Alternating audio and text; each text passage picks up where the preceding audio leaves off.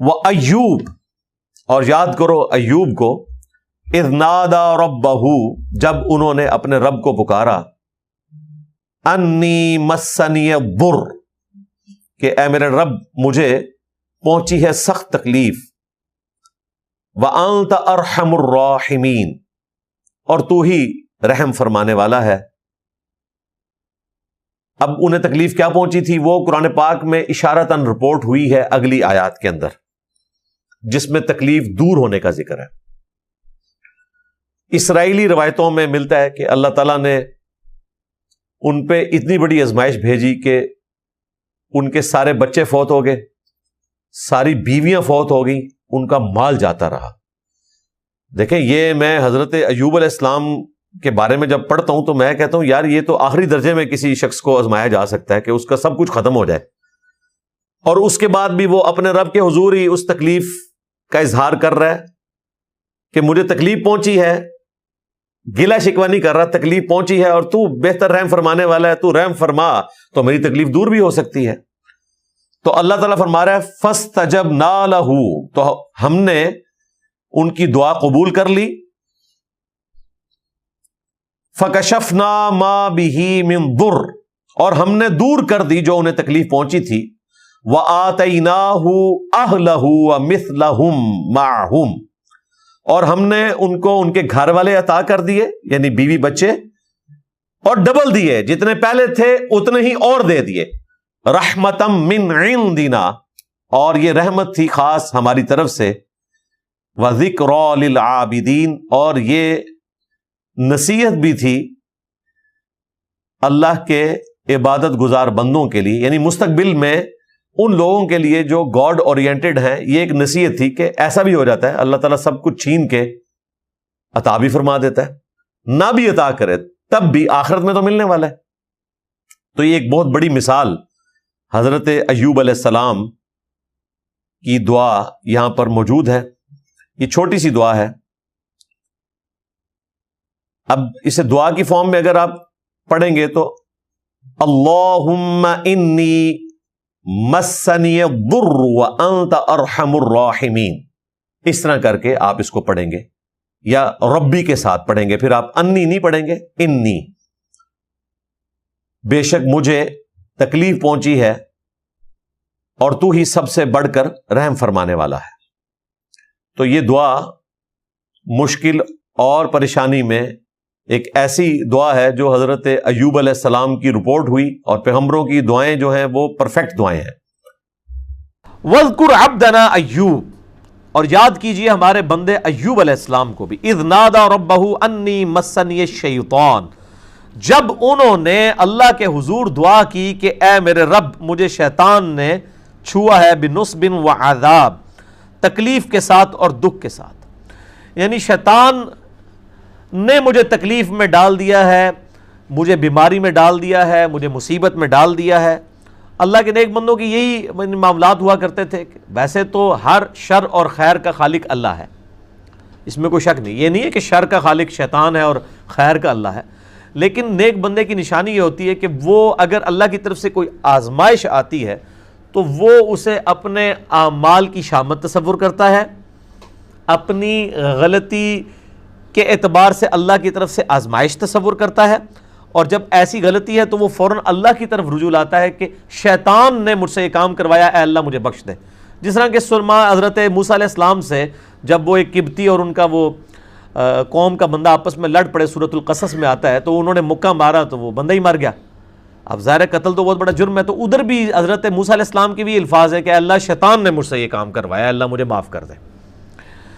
ارکض برجلک ھذا مغتسل بارد وشراب، حکم ہوا اللہ تعالیٰ کی طرف سے کہ زمین پر مارو اپنا پاؤں، یہ نہانے کے لیے ٹھنڈا پانی اور پینے کے لیے بھی پانی تمہیں میسر کرے گا۔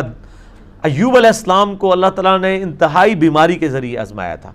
یہ جو عوام کے اندر مشہور ہے کہ ان کے جسم میں کیڑے پڑ گئے تھے اور وہ کیڑا کو نیچے اترتا تھا پھر اٹھا کے اپنے اوپر رکھ لیتے تھے، واٹ نان سینس دس یار، یعنی یہ انبیاء کرام کا کون سا کریکٹر آپ لوگوں کے سامنے پیش کرتے ہیں؟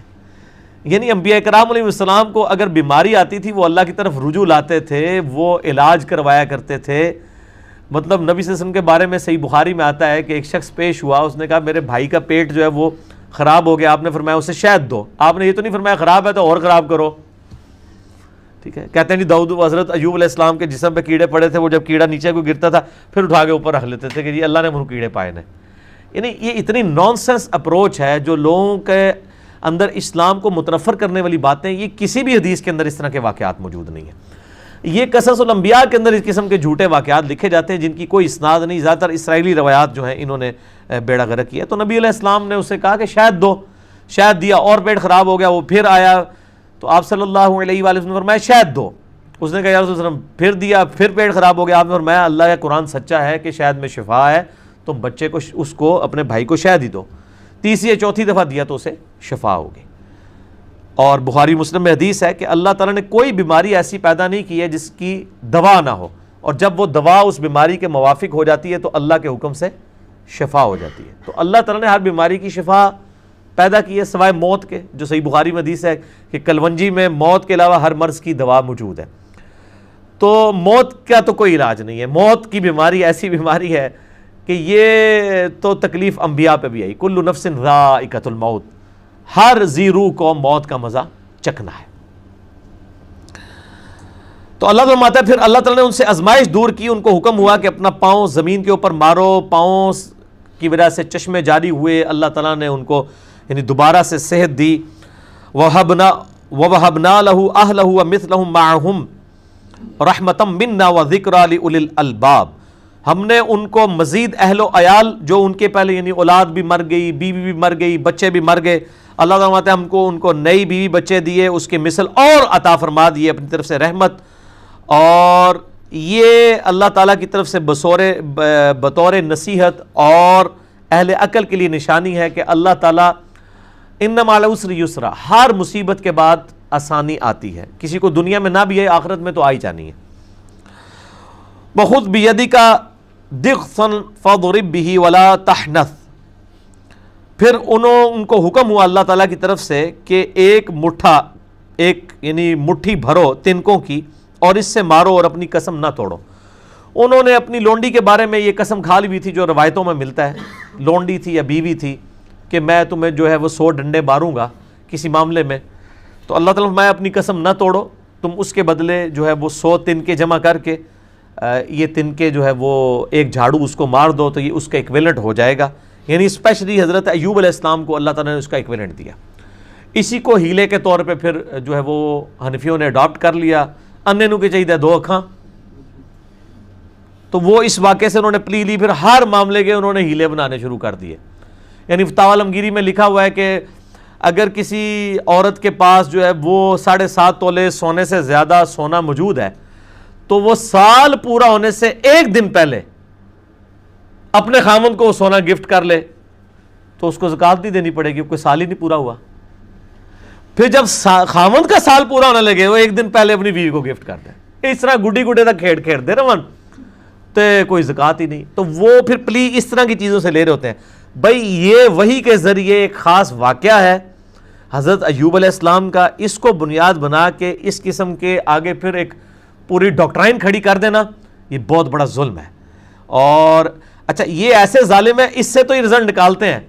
اور دوسری طرف جو اصحاب سبت والا واقعہ ہے مچھلیوں کا, انہوں نے جو ہیلا کیا تھا کہ ہفتے والے دن وہ شکار تو نہیں کرتے تھے لیکن انہوں نے سمندر کے ایڈجسنٹ سمندری جھیلوں کے ایڈجسنٹ گھڑے کھود رکھے تھے. وہ مد و جزر کی وجہ سے مچھلیاں جو ہے وہ ہفتے والے دن اس میں آ جاتی تھیں اور جب پانی اتر جاتا تھا ان گڑھوں میں سے شکار کر لیتے تھے. تو وہ کونوا قردۃ خاسئین, اللہ نے فرمایا کہ یہ پھٹکارے ہوئے بندر بن جاؤ.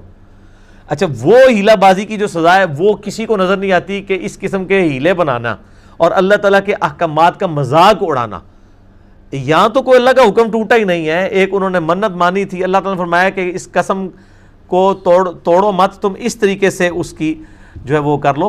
اس سے وہ اتنا بڑا ایکسٹریم رویہ جو ہے وہ اڈاپٹ کر لینا یہ بہت بڑا ظلم ہے. آگے بیٹھے, آگے وہ تو دروازے پہ نہیں, آگے ٹھیک ہے, یہ بہت بڑا ظلم ہے. تو اللہ تعالیٰ فرماتا ہے کہ ہم نے کہا قسم مت توڑو, انا وجدناہ صابرا, ہم نے ان کو بے شک صبر کرنے والا پایا تھا. نعم العبد, کتنی خوبیوں والے بندے تھے ایوب علیہ السلام. انہ اواب، وہ بھی ہماری طرف متوجہ ہونے والے تھے بے شک۔ وَاذْكُرْ عِبَادَنَا ابراہیم و اسحاق و یعقوب، اور یاد کیجئے ہمارے بندوں کو، ابراہیم علیہ السلام کو، اسحاق علیہ السلام کو، اور اسحاق کے بیٹے یعقوب علیہ السلام کو۔ اُولِي الْأَيْدِ وَالْأَبْصَارِ، کتنی ہی قوت اللہ نے ان کو دی تھی اور کتنے ہی روشن بصیرت والے وہ لوگ تھے۔ اِنَّا أَخْلَصْنَاهُمْ بِخَالِصَةٍ ذِكْرَ الدَّارِ، ہم نے ان کو اپنے لیے مخلص کر لیا تھا، اپنے لیے خالص کر لیا تھا، چن لیا تھا، اس اعتبار سے کہ وہ آخرت کی یاد ان کے دلوں میں ڈال دی تھی۔ یعنی اللہ کا چنا ہوا بندہ وہ ہے کہ جو آخرت سے غافل نہ ہو، ہر وقت آخرت کی یاد اس میں ہو کہ اللہ کے حضور میں نے پیش ہونا ہے، اپنے اعمال کا حساب و کتاب والا معاملہ ہونا ہے۔ اس وجہ سے انبیاء کرام کو اللہ تعالیٰ فرماتا ہے کہ ہم نے چنے ہوئے بندے تھے، یعنی وہ چنے ہوئے بندے اس اعتبار سے تھے کہ گاڈ کانشسنس تھی، تقویٰ تھا، آخرت کی یاد تھی ان کے دلوں کے اندر۔ تو اس کا یہ مطلب نہیں ہے کہ وہ چنے ہوئے اس اعتبار سے تھے کہ وہ لوگوں کہتے تھے جو ہمارا مرید ہو جائے تو ہم تو اس وقت تک جنت میں نہیں جائیں گے جب تک ان کو ساتھ جنت میں نہ لے جائیں۔ وہ خود بھی اپنی جنت کی فکر میں ہوتے تھے، خود بھی آخرت کی طرف، اللہ کی طرف رجوع لانے والے ہوتے تھے۔ وَإِنَّهُمْ عِنْدَنَا لَمِنَ الْمُصْطَفِينَ الْأَخْيَارِ، اور یہ حضرات ہمارے نزدیک چنے ہوئے بندے اور بہترین لوگ تھے۔ مصطفیٰ کہتے ہیں چنے ہوئے کو، نبی صلی اللہ علیہ وآلہ وسلم کا بھی ایک نام مصطفیٰ ہے۔ وَاذْكُرْ إِسْمَعِيلَ وَالْيَسْعَ وَذَا الْكِفْلِ، اور یاد کیجئے اسماعیل علیہ السلام کو اور یسع کو اور ذو الکفل کو، یہ سارے انبیاء ہیں بنی اسرائیل کے۔ اسماعیل علیہ السلام جو ہیں وہ حضرت ابراہیم علیہ السلام کے بیٹے ہیں، باقی جو ہیں وہ بنی اسرائیل میں سے۔ وَكُلٌّ مِّنَ الْأَخْيَارِ، یہ سب کے سب لوگ چنے ہوئے بندے تھے۔ هذا ذکر، یہ ہے نصیحت۔ وَإِنَّ لِلْمُتَّقِينَ لَحُسْنَ مَآب، بے شک پرہیزگاروں کے لیے بہت ہی عمدہ ٹھکانہ ہے۔ یعنی قرآن کے ذریعے نصیحت کی جا رہی ہے، لیکن اس نصیحت کے بعد جو پرہیزگاری کی روش اختیار کرے گا اسی کو جنت ملے گی۔ دودھ پینے والے مجنو کے لیے کوئی جنت نہیں ہے، بلکہ جو شخص اللہ کا تابع فرمان ہوگا اسی کے لیے جنت والا معاملہ ہوگا۔ جنات عدن مفتحۃ لہم الابواب، سدا بہار باغات ہوں گے جنت میں ان کے لیے جس کے دروازے کھلے ہوں گے۔ متقین فیہا یدعون فیہا بفاکہۃ کثیرۃ وشراب، اور اس کے اندر وہ تکیہ لگائے ہوئے جنتی بیٹھے ہوں گے اور وہاں وہ طلب کرتے ہوں گے طرح طرح کے پھل اور طرح طرح کے مشروبات۔ وعندہم قاصرات الطرف اتراب، اور ان کے پاس نیچی نگاہوں والی وہاں پہ حوریں ہوں گی اللہ تعالیٰ کی طرف سے، ان کی ہم مثل، یعنی انہی کی طرح کی خوبصورت اور ان کی ہم عمر۔ ھذا ما توعدون لیوم الحساب، یہ ہے جس کا تم سے وعدہ کیا جاتا ہے قیامت کے دن۔ ان ھذا لرزقنا ما لہ من نفاذ، یہ ہے ہمارا رزق جو کبھی ختم نہیں ہوگا۔ یعنی اصل ختم نہ ہونے والا جو رزق ہے وہ جنت کا رزق ہے جس کو کبھی بھی فنا نہیں آنی، وہ ہمیشہ رہے گا۔ وَإِنَّ لِلطَّاغِينَ لَشَرَّ مَآب، اب سائملٹینیس کنٹراسٹ ہے کہ جو سرکش لوگ ہیں ان کا ٹھکانہ ہوگا برا، جہنم، جہنم، یصلونہا فبئس المہاد، وہ اس میں داخل ہوں گے اور کیا ہی تکلیف دہ بچھونا ہوگا ان کے لیے۔ ھذا فلیذوقوہ حمیم وغساق، یہ کھولتا ہوا پانی اور پیپ ہے جسے وہ پئیں گے۔ وآخر من شکلہ ازواج، اور اس کی مانند اور بھی طرح طرح کے عذابات کی شکلیں ہوں گی۔ والعیاذ باللہ تعالی۔ اللہم اجرنا من النار، اللہم اجرنا من النار، اللہم اجرنا من النار، اللہم من احییتہ منا فاحیہ علی الاسلام ومن توفیتہ منا فتوفہ علی الایمان، آمین۔ اب یہاں پہ بڑی کانٹے کی ایک بات آنے لگی ہے کہ یہ جو دوزخ میں پہنچے ہوئے لوگ ہیں نا، یہ اپنے بزرگوں کی وجہ سے دوزخ میں گئے تھے، اور بزرگ سے مراد صرف ان کے آباء و اجداد نہیں بلکہ ان کے دینی لیڈرز جنہوں نے دنیا میں ان کو غلط امیدیں دلا دی تھی، ان کا اب ذکر آ رہا ہے۔ ھذا فوج مقتحم معکم، جب دوست کی دوزخ میں جائیں گے نا تو اللہ تعالیٰ جو پہلے دوست کی موجود ہے نا ان سے کہے گا کہ لو جی ایک نئی کھیپ، نئی فوج آ رہی ہے دوزخ میں تمہاری طرف، لا مرحبا بہم، جن کے لیے کوئی خوش آمدید نہیں ہے۔ دنیا میں تو لوگ اپنے علماء کے استقبال کے لیے اور مسجدوں میں بھی نعرے لگا کے کھڑے ہو جاتے تھے۔ اب یہاں پہ جب ان کے علماء اور ان کے بزرگ جنہوں نے ان کو گمراہ کیا ہوگا، یا ان کے بڑے بڑے لیڈران جن کے لیے یہاں وہ نعرے مار مار کے گلے پھاڑتے تھے اور مرحبا مرحبا اور ویلکم کہتے تھے ان کو، اللہ تعالیٰ ماتا ہے انہی دوزخیوں کے پاس جب ان کے لیڈر جب بعد میں داخل کیے جائیں گے نا دوزخ میں، تو اللہ تعالیٰ مائے گا یہ لو یہ آئی ہے نئی کھیپ جن کے لیے اب کوئی خوش آمدید نہیں ہے، دنیا جی نعرے لگ دے سن، فلانے دے نعرے وجن گے، یہ ہوتے ہی وجدے نے۔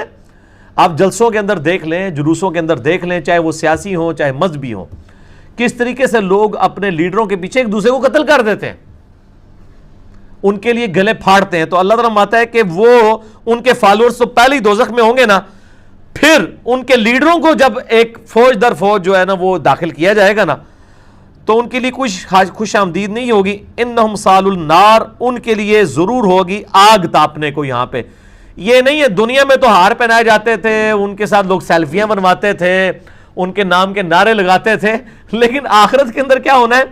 ان کے لیے آگ ہی ہے۔ آگے کیا ہوگا؟ قالوا بل انتم لا مرحبا بکم، تو اب وہ فالوور کہیں گے کہ اچھا تسی آ رہے سو، سانو واضح پہلے ہی آ گئی سی فرشتیاں کی طرفوں کہ نئی فوج آن لگی ہے دوزخ وچ، تے بزرگو تسی آ رہے ہو، کوئی خوش آمدید نہیں تھے، کوئی تواڈے نعرے نیچے بجنے، وہ دنیا میں مار مار کے ہم نے جو ہے وہ جی ہمارے سلسلے میں مرید ہو جائیں تو ہمارے پیر صاحب اس وقت تک جنت میں نہیں جائیں گے جب تک کہ آپ کو نہ لے جائیں۔ ہمارے ایک آفس کے اندر کولیگ تھے، کتاب و سنت کے منہج کے اوپر آئے الحمدللہ، تو انہی دنوں ایک وہاں پہ اجتماع بھی تھا، تو وہ ان کے زبردستی جو باقی حنفی بھائی تھے ان کو اس اجتماع کے اندر لے گئے، دیوبند مکتبہ فکر سے وہ تعلق رکھنے والے تھے پہلے، تو وہاں ایک عالم دین سے ان کی ملاقات کرائی، وہ حافظ قرآن بھی تھے، تو حافظ قرآن عالم دین نے ان سے کہا کہ آپ رفع الیدین کرنا چھوڑ دیں، یہ سنت کے مطابق نماز چھوڑ دیں، آپ ہمارے طریقے کے مطابق نماز پڑھیں جو آپ پہلے پڑھ رہے تھے، اب آپ کو کیا ہو گیا ہے؟ تو انہوں نے کہا کہ میں نے خود بخاری اور مسلم پڑھی ہے، میں کس طریقے سے نبی علیہ السلام کی صحیح حدیث کا انکار کر دوں اور آپ کے پیچھے چلنا شروع کر دوں؟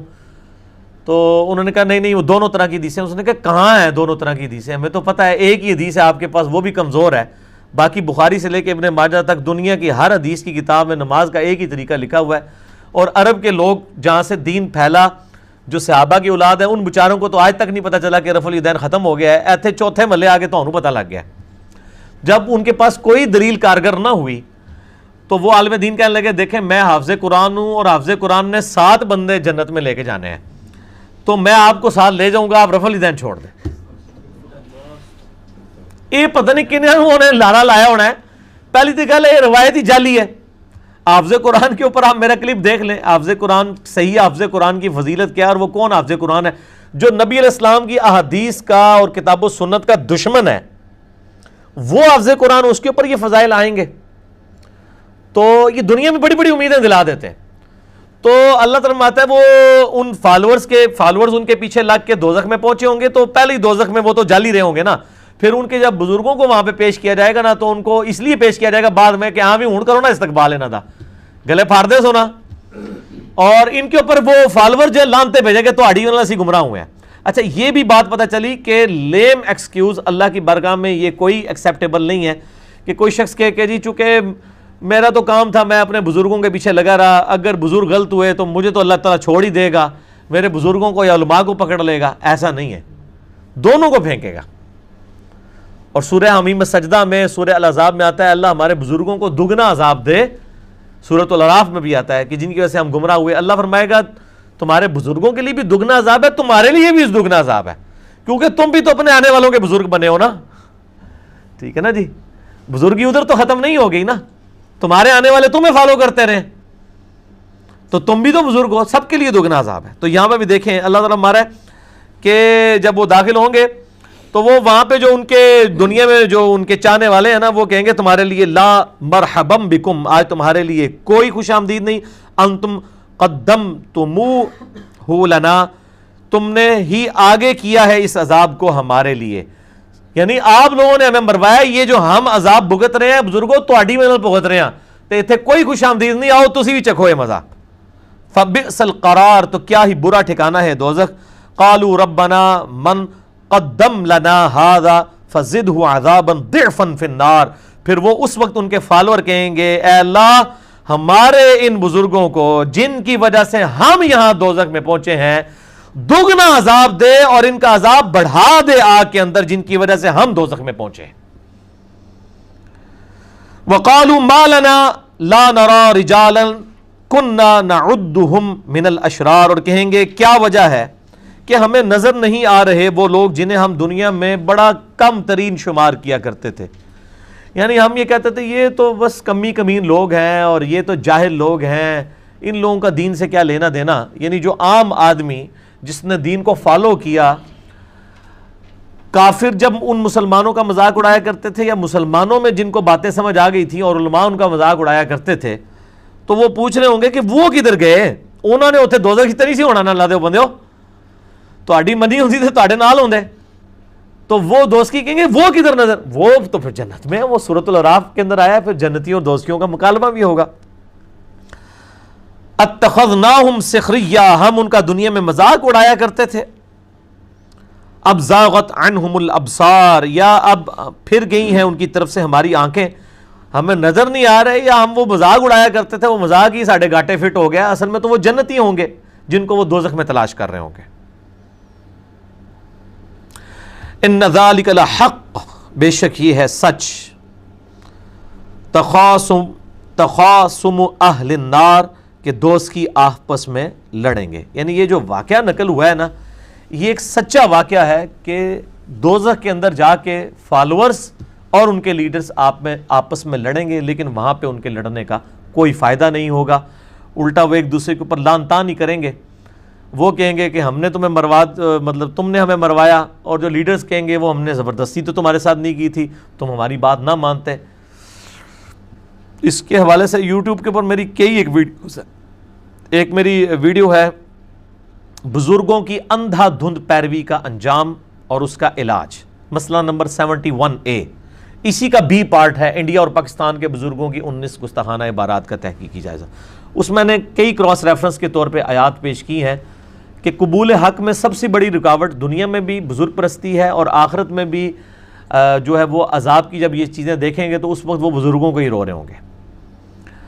تو دنیا میں ہم دیکھ رہے ہیں یہ بزرگ پرستی اتنا بڑا فتنہ ہے کہ ہماری تو دعوت کچھ نہیں ہے. انبیاء جب دعوت پیش کیا کرتے تھے نا لوگوں کو، انبیاء کے مقابلے پہ جو لوگ کھڑے ہوتے تھے نا وہ اپنے بزرگوں کی بنیاد کے اوپر کھڑے ہوا کرتے تھے.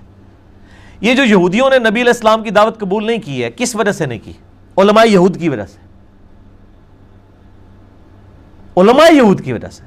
یعنی علماء کا فتنہ اتنا بڑا فتنہ ہے کہ اگر وقت کا پیغمبر بھی آ کے دعوت پیش کرے نا تو یہ قابو کر لیتے ہیں اپنی پبلک کو. حضرت عیسیٰ علیہ السلام کی دعوت بنی اسرائیل کو قبول کرنے سے کون سی چیز مانے ہوئی تھی؟ علماء. حضرت عیسیٰ علیہ السلام جب جا کے بیت المقدس کے اندر دعوت حق بلند کیا کرتے تھے تو وہ یہودی علماء کھڑے ہو جاتے تھے اور وہ ان کے مقابلے پہ، پہلا تو وہ ان کا اعتراض ہی بڑا جینون ہوتا تھا، کہتے تھے مرنا گڈا ہے. بھئی عیسیٰ علیہ السلام کی عمر 25 سال تھی، وہ بابے 70-80 سال کے تھے. تو اب دنیا میں بھی لوگ چٹی داڑیوں سے دھوکہ کھاتے ہیں، کہتے ہیں منڈے کیڑے نوں کی پتہ ہے.